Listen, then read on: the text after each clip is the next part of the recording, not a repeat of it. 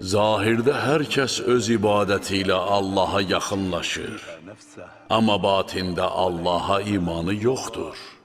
Belə şəxslərin həcci qəbul olunmaz. O yoldan azmışdır. Allah bütün əməllərdən agahdır. Ağa, axı niyə xəlifəlik məqamını tələb eləmirsiniz?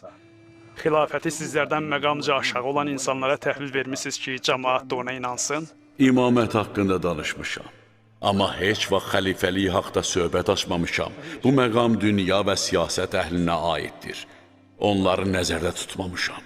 Bəzi insanlar imamətlə xəlifəliyi seçə bilmirlər.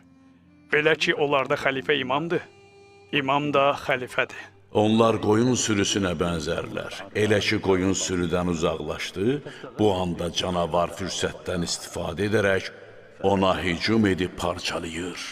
Sizin üçün də sir deyil ki, bu məzlum insanların boynu cəlladın qılıncının altındadır. Həmçinin də ac insanlar hara getdiklərindən, neynədiklərindən, hansı çeşmədən su içdiklərindən tamamilə xəbərsizdilər. Allaha and olsun ey Cofi, Allah tərəfindən bu ümmətin imamı olmazsa onda ədalət heç vaxt bərpa olmaz. Əksinə hər tərəfi zəlalət bürüyər. Bunu da bil ki, bu zalım rəhbərlər Allahın dinindən uzaqdırlar. Onların əməlləri közə bənzər, qasırğalı gündə külək onu aradan aparar. Ondan heç faydalana bilməzlər.